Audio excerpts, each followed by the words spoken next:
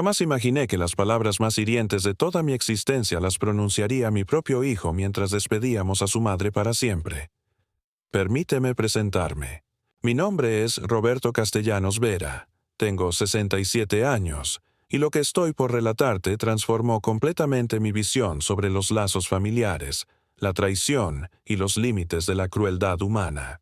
Esta historia comenzó a gestarse mucho antes del servicio fúnebre de mi amada Elena, pero fue precisamente durante esa ceremonia, aquel 15 de marzo del año 2024, cuando todas las piezas del rompecabezas encajaron de manera devastadora. Elena Sánchez Castellanos, mi compañera durante 42 años de matrimonio, había partido de este mundo 3 días atrás, tras una lucha de medio año contra las consecuencias de una hemorragia cerebral que la dejó confinada a una silla de ruedas, sin capacidad para comunicarse verbalmente, dependiendo totalmente de mis atenciones y las de Lucía Morales Pérez, la enfermera profesional que contraté para asistirme en su cuidado.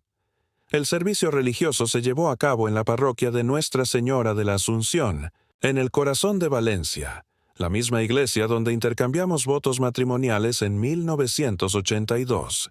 Era una mañana nublada de marzo, con esa llovizna persistente que parece acompañar el dolor. Aproximadamente 150 personas acudieron al funeral.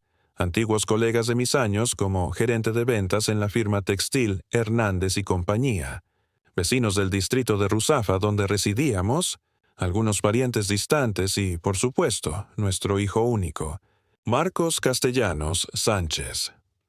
Marcos tenía 35 años y, siendo completamente honesto conmigo mismo, nunca había sido el hijo que Elena y yo habíamos soñado criar. Desde los 12 años había comenzado con dificultades relacionadas con sustancias prohibidas en el colegio. Primero marihuana, posteriormente cocaína. Invertimos una fortuna considerable en tratamientos, especialistas en salud mental, centros de rehabilitación privados. El centro Santa Lucía nos costó 18.000 euros en 2008. El centro Nuevo Amanecer otros 22.000 euros en 2012. Pero ninguno logró resultados permanentes. Sin embargo, aquel día del funeral percibí algo diferente en Marcos. No era precisamente la tristeza lo que llamaba mi atención, sino su completa ausencia. Mientras yo lloraba frente al ataúd de caoba donde descansaba Elena, vestida con su traje azul marino preferido, Marcos permanecía de pie a varios metros de distancia con una expresión que solo puedo describir como calculadora y fría. Durante la ceremonia religiosa, el sacerdote Fernando Ramírez, quien conocía a nuestra familia desde hacía más de 2 décadas, habló extensamente sobre la bondad de Elena, sobre cómo había consagrado su vida profesional a trabajar como educadora en la Escuela Primaria Cervantes durante 35 años. Recordó cómo ella siempre encontraba momentos para preparar dulces caseros para las celebraciones escolares, cómo organizaba las presentaciones teatrales navideñas. Yo escuchaba cada una de sus palabras con el corazón completamente destrozado, recordando a la mujer extraordinaria que había perdido no una, sino 2 veces. Primero, cuando la hemorragia cerebral se la arrebató mentalmente en septiembre de 2023, y ahora de manera definitiva. Pero mientras mis lágrimas fluían incontrolablemente, observé que Marcos consultaba su teléfono móvil de manera constante. Enviaba mensajes de texto, incluso bostezó en una ocasión. Su pareja, Patricia Moreno Silva, una mujer de 28 años con cabello rubio teñido artificialmente, parecía más interesada en observar a los demás asistentes que en mostrar respeto hacia la difunta. Después de la misa, mientras cargábamos el ataúd hacia el vehículo funerario, Marcos se aproximó a mí. Yo esperaba, quizás con ingenuidad, alguna palabra reconfortante de su parte. En cambio, lo que recibí me congeló la sangre en las venas. Se inclinó hacia mi oído y me susurró con una frialdad que jamás podré olvidar. Tú serás el siguiente anciano. Y entonces, para mi absoluto horror, se alejó con una sonrisa burlona en el rostro. Me quedé completamente paralizado, sosteniendo aún una de las manijas del féretro de mi esposa mientras procesaba mentalmente lo que acababa de escuchar. La sonrisa cruel en su rostro mientras se alejaba hacia donde esperaba Patricia me confirmó que había escuchado correctamente, que no había sido producto de mi imaginación afectada por el dolor. El resto de la ceremonia en el cementerio municipal pasó como en una neblina. Recuerdo vagamente las palabras finales del sacerdote Fernando, el sonido de la tierra cayendo sobre el ataúd de caoba, los abrazos de condolencias de familiares y amigos, pero mi mente seguía repitiendo una y otra vez esas 5 palabras. Tú serás el siguiente, anciano.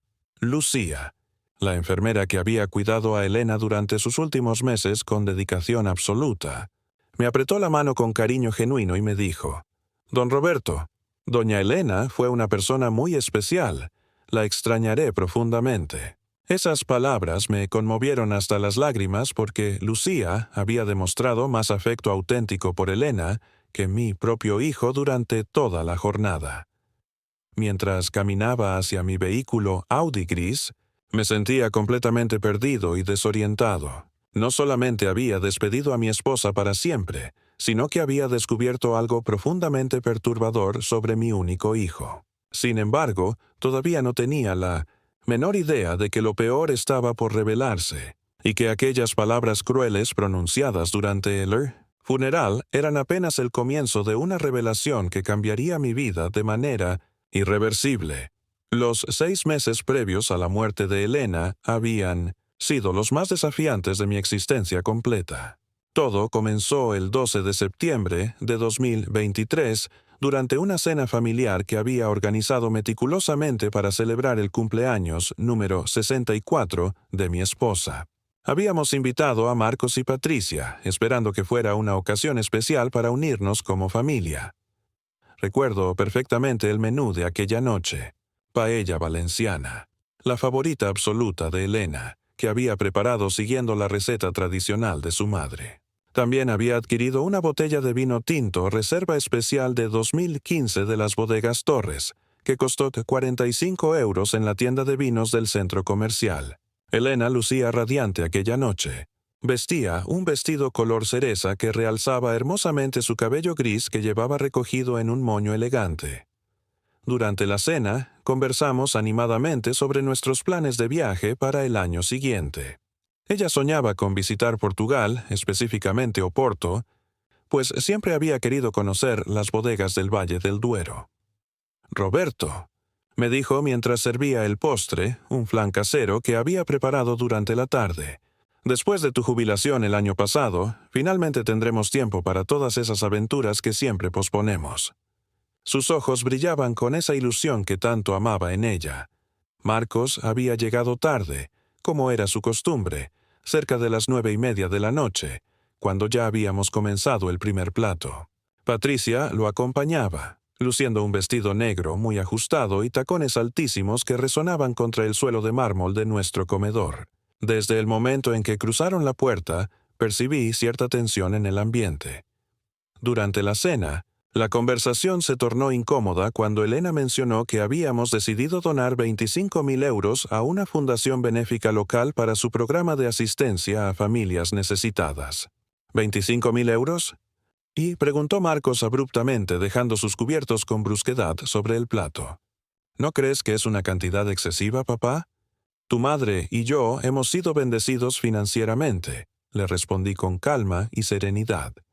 Después de vender la empresa textil el año pasado, tenemos más de lo que necesitamos para vivir cómodamente el resto de nuestras vidas. Patricia intervino con una sonrisa que no alcanzaba sus ojos. Pero, don Roberto, uno nunca sabe qué gastos médicos pueden surgir en el futuro. A su edad, es importante mantener reservas económicas considerables. Elena se molestó visiblemente ante ese comentario. A nuestra edad, replicó con dignidad evidente, tenemos 67 y 64 años respectivamente. No somos personas inválidas ni dependientes. Fue justo después de pronunciar esas palabras cuando sucedió lo impensable. Elena se llevó repentinamente la mano derecha a la frente, frunció el ceño como si experimentara un dolor agudo y repentino, y murmuró con voz confusa: «Me siento muy extraña, Roberto». Sus palabras se volvieron ininteligibles. Su rostro se distorsionó notablemente del lado derecho, y, antes de que pudiera reaccionar o hacer nada, se desplomó de la silla directamente al suelo. Los siguientes minutos fueron absolutamente caóticos. Llamé inmediatamente a los servicios de emergencia mientras Marcos se quedó completamente paralizado mirando a su madre tendida en el suelo. Patricia, sorprendentemente, fue quien mostró más iniciativa práctica, ayudándome a colocar a Elena en posición de recuperación hasta que llegaron los paramédicos profesionales. La ambulancia del servicio de salud llegó en aproximadamente 12 minutos. El equipo médico, liderado por el doctor de emergencias Miguel Herrera Ramos, confirmó de inmediato que Elena había sufrido un accidente cerebrovascular masivo y extenso. La trasladaron urgentemente al Hospital Universitario La Fe. El neurólogo especialista, doctor Antonio Marín Pérez, me explicó la extrema gravedad de la situación a la mañana siguiente. «Señor Castellanos», me dijo con profesionalidad compasiva pero directa, «su esposa ha sufrido una hemorragia cerebral extensiva que afectó gravemente las áreas del lenguaje y la movilidad corporal. Ha sobrevivido al episodio inicial, pero las secuelas neurológicas serán permanentes y severas. Elena permaneció en estado de coma durante 5 días completos. Cuando finalmente recuperó la conciencia, la realidad devastadora se hizo completamente evidente. Había perdido totalmente la capacidad de comunicarse verbalmente y tenía paralizada por completo toda la parte izquierda de su cuerpo. Los médicos especialistas me explicaron detalladamente que necesitaría cuidados profesionales especializados durante las 24 horas del día. Después de 3 semanas de hospitalización intensiva que costaron 8.400 euros en habitación privada y tratamientos especializados, trajimos a Elena de regreso a nuestra casa. Contraté inmediatamente a Lucía Morales Pérez, una enfermera certificada con 15 años de experiencia profesional en cuidados neurológicos especializados. Su salario mensual era de 2.200 euros, además de 800 euros adicionales por trabajar durante los fines de semana. Tuvimos que adaptar completamente la estructura de la casa. Instalé una silla elevadora para escaleras que costó 3.200 euros. Convertí el estudio del primer piso en dormitorio especialmente equipado para Elena y adquirí una cama hospitalaria eléctrica por 1.800 euros. Los gastos mensuales en medicamentos especializados alcanzaban los 400 euros, anticoagulantes, medicamentos para controlar la presión arterial y suplementos nutricionales especiales. Desde el principio, Marcos mostró una actitud que ahora, retrospectivamente, me resulta dolorosa y perturbadora recordar. Durante las primeras semanas posteriores al derrame cerebral, apenas nos visitó. Cuando finalmente decidía venir a casa, sus comentarios giraban invariablemente alrededor de los costes del cuidado médico. «Papá», me dijo un día de octubre mientras observaba a Lucía alimentando pacientemente a Elena con una cuchara especial, ¿realmente necesitas tanta asistencia profesional costosa? Existen residencias especializadas que podrían ser económicamente más razonables. Tu madre no va a ninguna residencia, le respondí con firmeza absoluta. Después de 42 años de matrimonio feliz, la voy a cuidar aquí, en su propio hogar, rodeada de sus recuerdos y sus cosas. Pero los costes se están acumulando peligrosamente, insistió Marcos con aparente preocupación. Entre la enfermera profesional, los medicamentos especializados, las terapias de rehabilitación, estás gastando más de 4.000 euros mensuales. Era completamente cierto que los gastos médicos eran considerables y constantes, pero teníamos recursos financieros suficientes para afrontarlos. La venta de mi empresa textil en enero de 2023 nos había proporcionado 850.000 euros. Además, contábamos con nuestros ahorros acumulados durante toda una vida de trabajo. Podíamos perfectamente permitirnos brindarle a Elena el mejor cuidado médico posible sin comprometer nuestra estabilidad financiera. Los comentarios y sugerencias de Marcos se volvieron progresivamente más frecuentes y más directos con el paso de las semanas. En noviembre me llevó aparte durante una de sus visitas y me dijo con una frialdad que me sorprendió profundamente: «Papá, sé realista sobre la situación.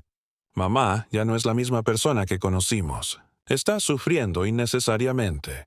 Tú estás sufriendo también, y el dinero familiar se está evaporando rápidamente. Quizás sería más humano y compasivo considerar otras opciones disponibles». «¿Qué tipo de opciones específicamente?», le pregunté con aprensión, aunque temía profundamente conocer la respuesta. Opciones que le permitan descansar en paz finalmente, respondió, evitando deliberadamente mi mirada directa. Los últimos 3 meses de vida de Elena fueron especialmente difíciles y dolorosos. A pesar de todos nuestros esfuerzos médicos y cuidados constantes, Elena comenzó a deteriorarse progresivamente. Los medicamentos parecían volverse menos efectivos gradualmente.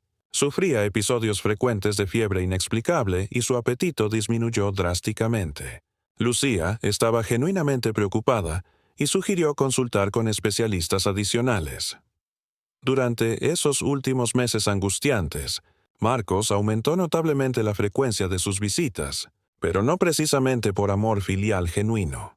Venía regularmente con Patricia y ambos hacían comentarios constantes sobre los gastos innecesarios y la calidad de vida cuestionable de Elena. Una tarde de febrero, escuché a Patricia preguntarle a Lucía si realmente todos esos medicamentos costosos eran absolutamente necesarios para el bienestar de Elena. Weln, 12 de marzo de 2024, Elena sufrió el infarto masivo que finalmente acabó con su vida. Llegó de manera completamente repentina mientras Lucía la ayudaba pacientemente con el almuerzo. Los paramédicos intentaron reanimarla durante 40 minutos completos, pero resultó completamente inútil. Mi querida esposa falleció a las 14:35 de aquella tarde devastadora. Ahora, recordando retrospectivamente ese periodo doloroso después del funeral, comenzaba a desarrollar sospechas terribles sobre los comentarios insistentes de Marcos, sobre su obsesión con los gastos médicos, sobre sus sugerencias repetidas de permitir que su madre descansara en paz. Pero aún no sabía hasta qué punto mis sospechas más oscuras serían confirmadas de la manera más brutal y devastadora posible. 3 días después del fallecimiento de Elena, mientras organizaba los últimos detalles logísticos del funeral, no podía quitarme de la mente las últimas semanas de vida de mi esposa. Había algo fundamental que no encajaba correctamente en toda la situación, pero mi dolor emocional era tan profundo y abrumador que no lograba procesar completamente mis inquietudes crecientes. La mañana del 15 de marzo amaneció gris y húmeda, como si el cielo mismo compartiera activamente mi duelo personal. Me levanté temprano, a las 6 de la mañana, completamente incapaz de permanecer más tiempo en la cama matrimonial que había compartido con Elena durante tantos años maravillosos. Durante el trayecto al tanatorio en mi vehículo, Marcos y Patricia viajaron en completo silencio en el asiento trasero. Ocasionalmente escuchaba murmullos discretos entre ellos, pero atribuí sus susurros a la aparente solemnidad del momento. Ahora comprendo retrospectivamente que probablemente estaban finalizando detalles de algo muchísimo más siniestro y calculado. El funeral se desarrolló exactamente según lo planeado meticulosamente. Familiares, amigos cercanos y conocidos diversos llenaron completamente la capilla del tanatorio. Durante toda la ceremonia religiosa observé discretamente a Marcos. Su comportamiento me resultaba progresivamente más extraño y perturbador. Miraba constantemente su reloj, intercambiaba miradas significativas con Patricia y, en varias ocasiones específicas, lo vi sonreír de manera completamente inapropiada mientras otras personas lloraban sinceramente. Después de la ceremonia religiosa, mientras transportábamos cuidadosamente el féretro hacia el cementerio, sucedió el momento decisivo que cambiaría absolutamente todo. Marcos se acercó deliberadamente a mí y, con una sonrisa que literalmente helaba la sangre, me susurró directamente al oído: «Tú serás el siguiente, anciano». Su risa posterior resonó en mis oídos como una amenaza directa e inequívoca. Después del sepelio final, la gente comenzó a despedirse gradualmente. Algunos familiares lejanos me invitaron cortésmente a almorzar juntos, pero yo solamente quería regresar a casa y procesar mi duelo en soledad absoluta. Sin embargo, antes de abandonar el cementerio necesitaba urgentemente usar las instalaciones sanitarias. Los servicios se encontraban en un edificio pequeño cerca de la entrada principal del cementerio. Mientras caminaba por el pasillo de mármol hacia los baños, escuché voces inconfundiblemente familiares que provenían del área de descanso contigua. Reconocí instantáneamente la voz de Marcos y me detuve instintivamente. Oculto tras una columna. Ya está completamente hecho. Decía Marcos con un tono vocal que jamás le había escuchado anteriormente. Frío, calculador y completamente desprovisto de emoción. Ahora solamente falta eliminar al anciano. Todo está progresando perfectamente según nuestro plan. ¿Estás completamente seguro de que nadie sospecha absolutamente nada sobre lo que le hicimos a Elena? Preguntaba Patricia con voz notablemente nerviosa. Por favor, respondió Marcos con desprecio evidente. Todos creen firmemente que murió por complicaciones naturales del derrame cerebral. Absolutamente nadie va a cuestionar un infarto cardíaco en una mujer de 64 años con antecedentes neurológicos documentados.